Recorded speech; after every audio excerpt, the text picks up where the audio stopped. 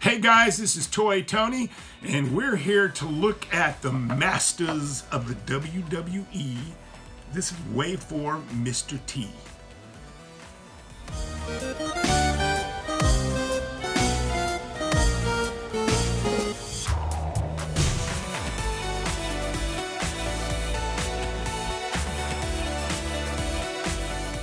I was really excited when I saw this figure because Mr. T brings back a lot of awesome memories. I mean, he's just one of the coolest characters that they ever put in TV shows. I mean, from his clubber days with Rocky to his A-Team awesomeness. And I have a number of his old figures sitting with my He-Man on the shelves because they just have that great 80s feel.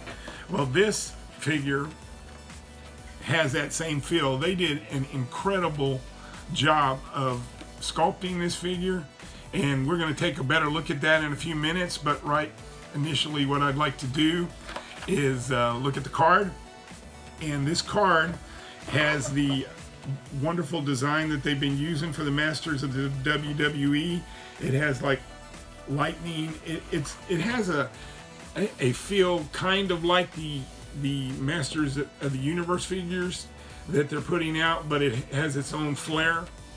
On the back side, we're treated to this awesome picture, and this is very reminiscent of the old 80s cards, but you can see Mr. T forging his gauntlets, his Fisto and Jitsu gauntlets, and I just love the way these look. And then if we move down the card, we're treated to these little side images that are typical of, again, of Mattel figures, and it shows how to put the gauntlets on, and then it shows how to pose him, and I just love the way these look. And then over here on this side, we're treated to the rest of the selection that's in Wave 4 of this line. So again, hats off to Mattel. We really like the way this looks. And now we're going to open this baby up and see what it looks like when we open it up. Here we have Mr. T out of his cryogenic chamber, and he's ready to fight for heroic justice. He is the heroic pitier of fools. So we want to make sure that everybody gets to see that Mr. T is now free. If you look at him up close, they've reused pieces like they have been doing in this Masters of the Universe line and in this Masters of the WWE Universe. They're switching and using different pieces. And this here is, I don't know if I think it's Fisto's armor. It may be Jitsu's, but I think it's Fisto's, or just the new rendition of it. What's cool about the armor nowadays is I guess it won't break as easy because it's not made out of a hard plastic like the old Masters figures. It's a more pliable rubber type material, and anyway, it looks really cool when you get him in it. He's just super cool the way he looks. And what we're doing now is we can look at his articulation, and he has normal articulation for these new figures that they've been coming out with. So he has a neck joint, he has a shoulder joints, he also has elbow joints, and he has the wrist joints. And down here he has waist joints. Both of his legs move up and down. His knees move up and down, and there's these ankle joints, which you would not believe how many times an ankle joint comes in handy when you're doing a really cool action pose. Just to be able to tilt the foot just a little bit and bend the knee, and he looks like he's ready to go into war. So, and if we turn him around to the back, we can now see that this definitely was Jitsu's armor. So you can tell because there's places here for weapons that he does not come with, but it doesn't mean that you can't take weapons from other figures, and he can hold some different pieces in the back. So that's really cool as well.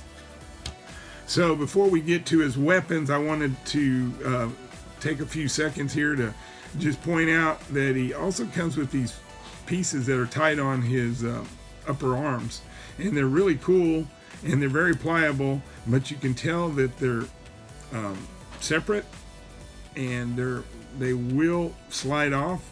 I don't think that it's an easy thing to do, so we're just not going to go to the trouble to slide them off, but they add some additional color to the figure that kind of matches his shoes.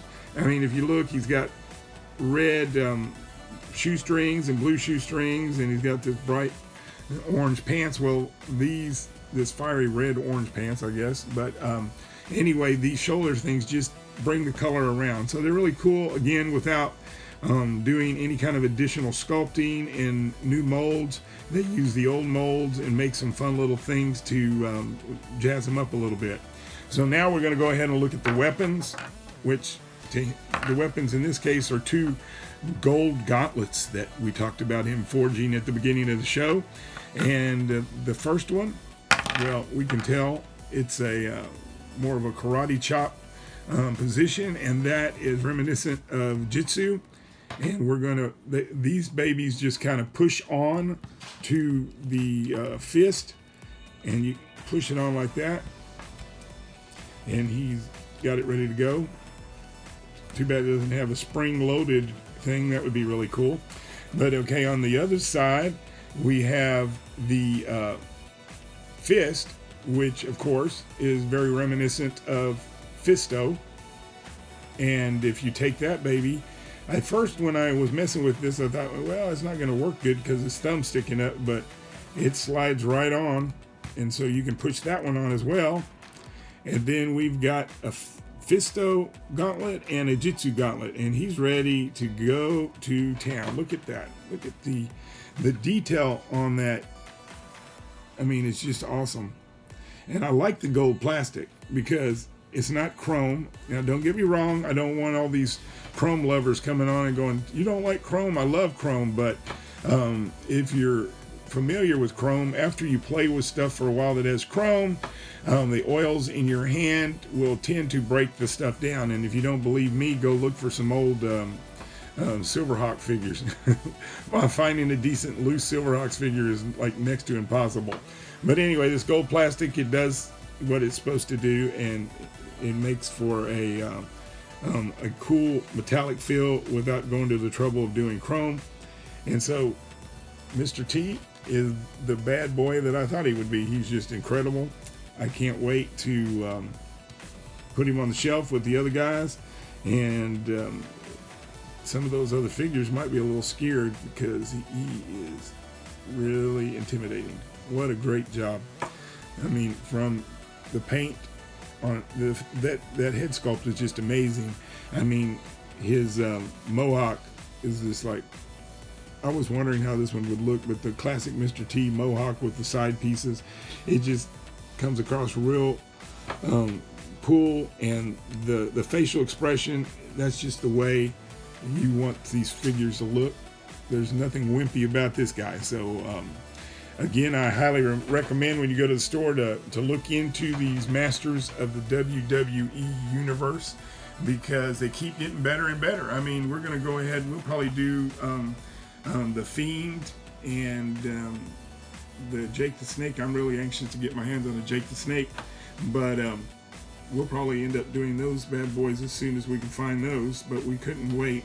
We found a Mr. T, and we thought we'd come and show it to you, and we hope you like what you see. So this is Toy Tony, and until next time, remember, you're never too old to love toys. We'll talk to you real soon.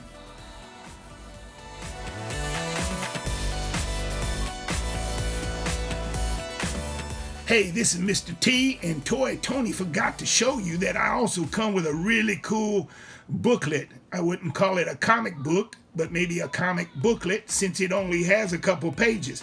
But if you read it, you'll find out that they're trying to get me to go into the Talent Fighter. Now, what the heck is going on there? We'll have to stay tuned and see if the WWE wrestlers are going to hook up with the Masters of the Universe, and we're going to have an all-out war. But anyway, I just thought you might want to check out the little booklet that comes with my stuff. And on the back, it has wonderful selection of my other friends that are going to join me in this Wave 4. So remember, until next time, make sure that you pity the fools that come around you.